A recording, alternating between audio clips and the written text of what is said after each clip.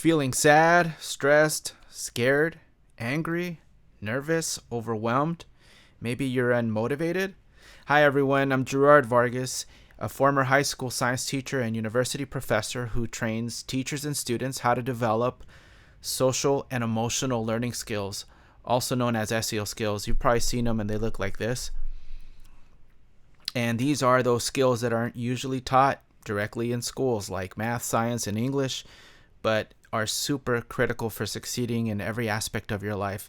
So skills like self-awareness, self-discipline, stress management, relationship skills, and many others. So what I'm going to do today is teach you how to manage your emotions with no gimmicks, no made-up methods or false claims, but only using real science. So when I say manage your emotions, I want to explain what I mean. So there's different ways to manage your emotions, and one way is to express them. And there's many different ways of this too. For example, you can play an instrument, listen to music, you can cry it out, you can hit things, which, by the way, the research shows that it is counterproductive, by the way, so probably don't do that. Or feeling the emotion and letting it run through its course, which is also known as emotional release, so that we can avoid that emotional buildup when we don't correctly address these emotions, which can have damaging impacts on the body and mind. So these methods, they're good, but they require plenty of time and aren't the only way to effectively work with our emotions. I'm going to focus on managing our emotions in stressful situations where we have to take some sort of action directly in the moment. You don't have that much time to think. You don't have time to meditate and do all these things, okay? You just have to react there, but in a healthy way that brings out your best self. Now, there are many different ways of doing this, but they all follow 4 steps to be fast, effective, and most importantly, help you make this emotion regulation a habit. So I want you to remember this FRAP method, an acronym I put together just to kind of summarize all the research into 4 big points based on emotional regulation. So just think of a frappuccino, that you drink and allows you to cool down and puts you in a better mood. And that's what this method is going to do. So the first step is to calm down and essentially interrupt this pattern of negative thinking and feeling so we can regain control of our thinking brain, especially an area known as the amygdala, which searches the world for what might be considered threatening and sounds off an alarm that sets off the stress response, which shuts off the thinking brain and prepares us for a fight, flight, or freeze response to protect us from the situation. And the problem is that it makes us reactive. It weakens our thinking ability and exposes our bad habits like worry and rumination and many forms of negative thinking. Here's a link to a video I made so you can learn more about the amygdala hijack, and it's also in the description. So we need to stop this pattern. We need to stop it, or we won't respond as our best self. We'll do something that we might regret later on, and we can get stuck in a negative thinking and emotional downward spiral. So the fastest way to do this is to breathe deeply like this. Sometimes it's called belly breathing, but you want your belly to protrude and not breathe from the chest area up here as much. So just having maybe 1 to 2 or maybe 3 deep breaths will usually calm your amygdala down. It'll calm your emotions down. It'll activate the thinking brain. And the thing is that there's a muscle right below the lungs. It's called the diaphragm, and it's directly connected to the brain through nerves that tell the brain essentially to calm down and relax. And you get more oxygen to your brain. And by focusing on your breath, you sort of change the channel of your thinking and regain control of your thinking brain. And I mean, athletes, surgeons, Navy SEALs, public speakers, and many who work in stressful careers are taught how to do this. So it's been very well documented and been one of the fastest ways to calm down people with panic attacks and anxiety. So it works very well and quickly. This is your go-to method. So remember that. You want to breathe. After this, you can keep breathing like that and do any of these to continue strengthening your thinking brain and relaxation state and decrease the intensity of your emotions. So you can count backwards, 5, 4, 3, 2, 1, backwards from the end of the alphabet. You can begin thinking of your values, like what kind of person you want to be in that situation. You can use affirmations to do this. For example, when I'm stressed or overwhelmed with work, I say to myself, hey, you know what? I got this. I just need to break it down and take it one step at a time. So whatever affirmation, or think of it as a reminder for what you want to do in that situation. Visualize your best self performing the task well. And that's what the Navy SEALs do. And many people are taught this from different professions like surgeons, etc. Another thing too is tell your mind, hey, you know what? I'm in charge now. Just that simple phrase puts you back in control instead of being reactive, so you could be more proactive. So that's the first step, is to interrupt that negative thinking and emotion cycle. The next step is to reframe. And this means that you're going to change how you view the situation. Every emotion is preceded by an interpretation. So if you think the situation is a catastrophe, then guess what? You're going to feel that way. You'll feel helpless, angry, etc.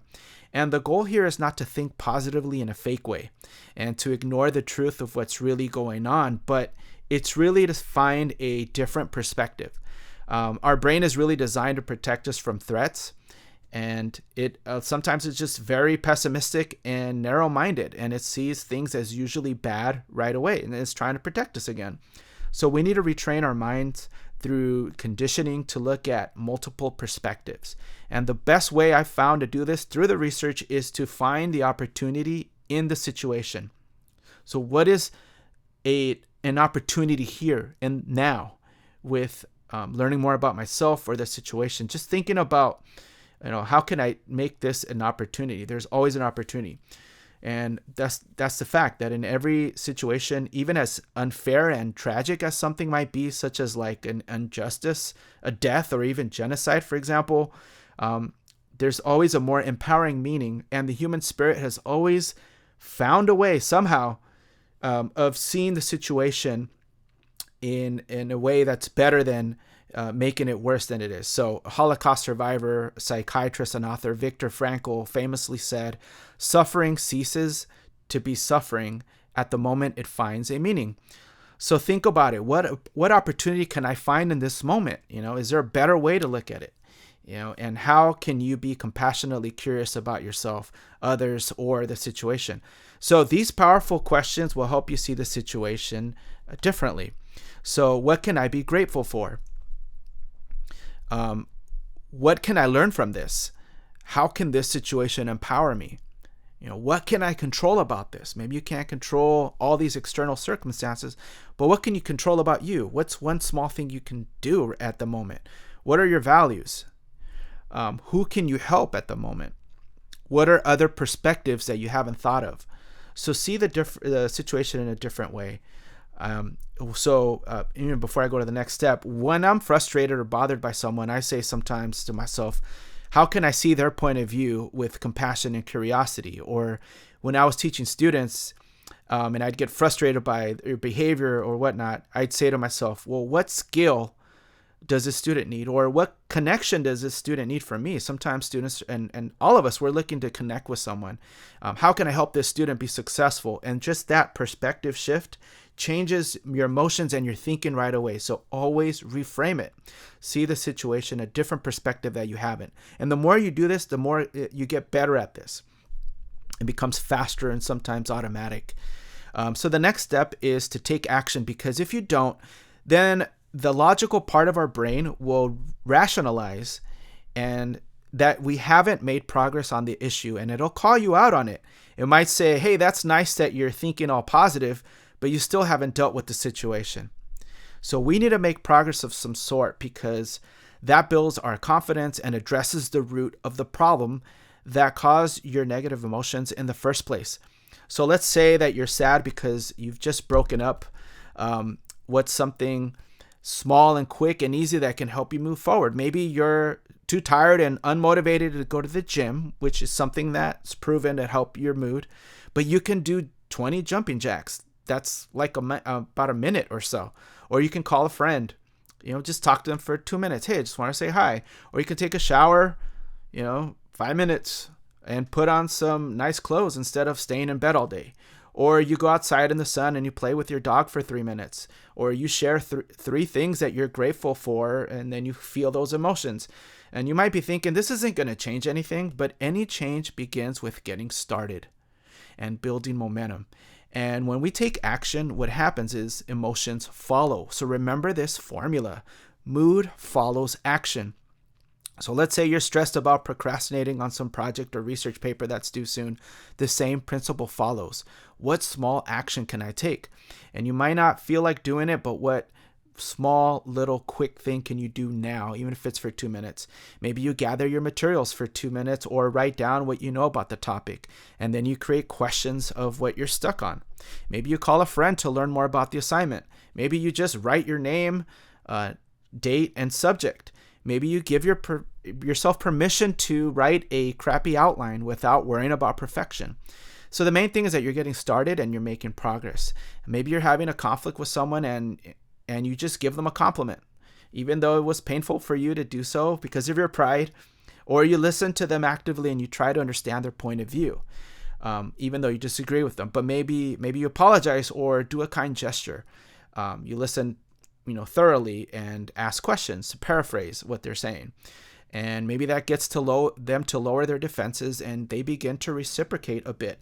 So this forward action we're taking in all these examples begins to change our emotions because we're dealing with the issue at hand and we see ourselves making progress.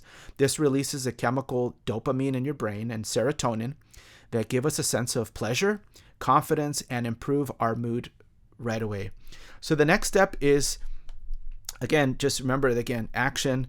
What can I do to address the challenge in a way that is direct, that's not avoiding, that is aligned with my values? And that's number one, is just a quick and easy first step.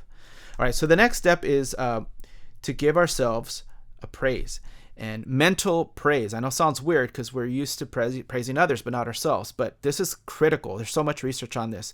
Give yourself inspiring messages to push forward even through discomfort. So what does that mean? It sounds like this. Hey, I'm proud of myself for being patient and listening to this person I disagree with. Or I'm proud that I did 20 jumping jacks even though I wasn't motivated, but I'm making progress now. Cool. Or I know this feels uncomfortable, but that means I'm pushing through discomfort and I'm making progress. Congratulate yourself for each step you take forward. So we might say to ourselves, hey, we all make mistakes, but I'm taking action, and hey, good job, I'm doing it. You did it. You ate 3 pieces of broccoli. You made a good choice. Hey, you didn't yell or roll your eyes at that person. You were patient. You were kind. You were calm. You wanted to procrastinate, but you picked up your pen and you started brainstorming, the project or essay you had to write. So again, congratulate yourself for each step forward. Another thing too is just to be self-compassionate. Tell yourself, hey, we all make mistakes. You tried your best. Hey, let's try it again. Hey, let's do one more push-up. You can do this. So think of yourself as your own motivational coach. And remember that the relationship we have with ourselves is the most important one we will ever have.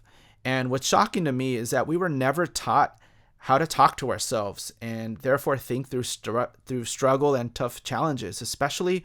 But here is your opportunity to take charge of your inner voice and try to make it your best friend.